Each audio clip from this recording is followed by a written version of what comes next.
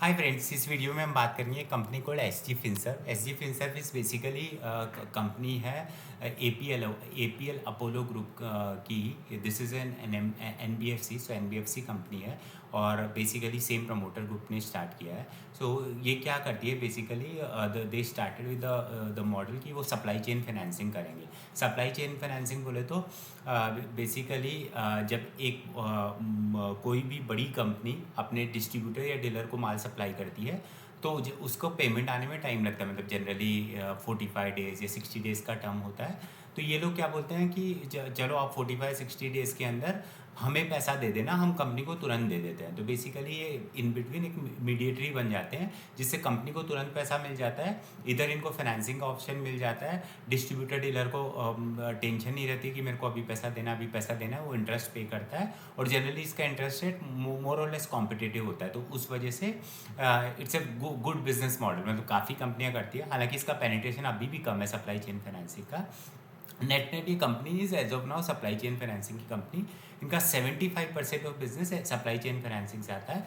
25% जो बिजनेस आता है वो अगेन जो ये डिस्ट्रीब्यूटर डीलर जिनको सप्लाई चेन फाइनेंसिंग करते हैं उन्हीं की अगर और रिक्वायरमेंट होती है, समथिंग लाइक कोई बोलता है मुझे टर्म लोन दे दो, कोई बोलता है मुझे लोन अगेंस्ट प्रॉपर्टी दे दो, या किसी को और लोन वगैरह की रिक्वायरमेंट होती है तो वो ये लोग करते हैं। And the best thing about this company इस कंपनी का आज तक नील एनपीए, मतलब इन्होंने जो भी आज तक पैसा दिया है वो सब इनको वापस रिकवरी हुआ है, which is very unlikely in any bank और एनबीएफसी कंपनी। इनफैक्ट एनालिस्ट ने जब कॉल हुई तो मल्टीपल टाइम यही चीज़ उनसे पूछी कि ऐसा कैसा होता है कि आपके बिजनेस के अंदर नील एनपीए और फ्यूचर में भी नील एनपीए रहेगा, जिसमें मैनेजमेंट बहुत क्लियर था कि हम नील एनपीए पे ही बिलीव करते हैं। और वो बोले कि we are very sort of real time monitor करते हैं कस्टमर को, and any which way anchor जिस कस्टमर ने माल सप्लाई किया है, जिस कंपनी ने माल सप्लाई किया है, फाइनल जिसको ये फाइनेंसिंग कर रहे हैं उसके साथ ये काफ़ी सही से मतलब ऑनलाइन रह के इन्फॉर्मेशन शेयर करते रहते हैं। तो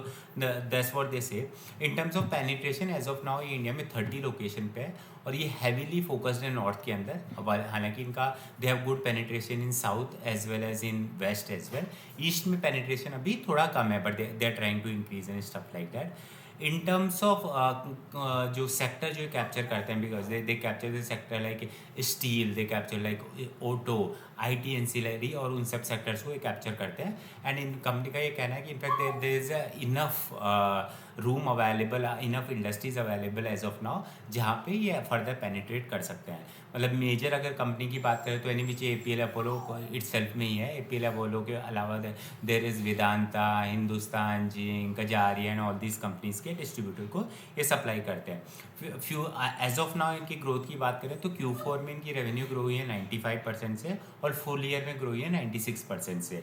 और पैट की ग्रोथ की बात करें तो 78% Q4 में ग्रो हुआ है एंड फुल ईयर में 58% का ग्रोथ हुआ है। And same he loan book की ग्रोथ की भी बात करें तो Q4 में 96 है एंड फुल ईयर में 75। So good set of number with P of 25.5 का पी। तो मतलब 25 के पी पे अगर कोई कंपनी का पैट 78 या फुल ईयर में 58 से ग्रो कर रहा है तो मतलब 0.5 के पैग रेशो पे है। Only challenge with this number, अच्छा at the same time before I go to that, इनका जो नेक्स्ट ईयर का ग्रोथ का टारगेट है वो ये है AUM, जो मतलब असेट अंडर मैनेजमेंट, वो 25 से 30% है और उस पर ये बोल रहे हैं पैट 30 से 35 ग्रो होगा। तो मतलब अगर पैट 30 से 35 ग्रो होगा और आज की तारीख में आपका अगर P 25% है then also it comes less than 1 का PAT. But only problem in this companies, इनका जब मैनेजमेंट आता है वो पता नहीं गाइडेंस को या तो समझता नहीं है, समझता है तो they keep on sort of getting confuse. Because इस बार की कॉन कॉल तो फिर भी ठीक थी, इससे पिछली बार की Q3 की जो कॉन कॉल थी that was so completely confuse and driven. मतलब वो दे सेड हमने ये नंबर नहीं बोला था, वो नंबर बोला था and stuff like that. This time also some of the analyst were not happy. They were saying कि आप बोलते हो आप 25 से 30% ग्रो करोगे या 35% से ग्रो करोगे और आप यहाँ पे पैट डिलीवर करते हो कुछ 78% का, तो फिर गाइडेंस के मायने नहीं रहते हैं। बट देन मैनेजमेंट से नहीं, we believe in under promise over deliver and stuff like that. So that's where it is. But even then, matlab, if they happens to grow by 30-35%, then also it's a good thing. And second is they have very good parentage. Matlab, if APL Apollo is there, then there is a sound kind of a thing. The more and furthermore is जिस industry में they are operating in, उस industry में there is enough amount of growth available. मतलब जैसे जो अभी NBFC bank वगैरह सब कर रहे हैं, वो बहुत ही नेसेंट स्टेज पे. मतलब supply chain financing can be a big business. मतलब इनकी एम भी जो ये बोल रहे हैं कि अभी कुछ 3,000-4,000 करोड़ की, वो 10,000 करोड़ तो ईजीली हो जाएगी. And the biggest player in the industry is also doing 10,000 crore. So from that perspective there is enough runway available in industry. At the same time अगर इसकी बात करें इनके खुद की ग्रोथ लीवर की, तो one is obviously the existing customer में वो पेनिट्रेट करने की वो कोशिश कर रहे हैं, न्यू इंडस्ट्रीज़ में जा रहे हैं. थर्ड इज़ ये क्या बोलते हैं, जो कस्टमर अभी हैं इनके डेली डिस्ट्रीब्यूटर, उनमें भी they are further trying to sort of increase the other services, something like lab और working capital loan and those kind of things. So that's where growth levers are easily available.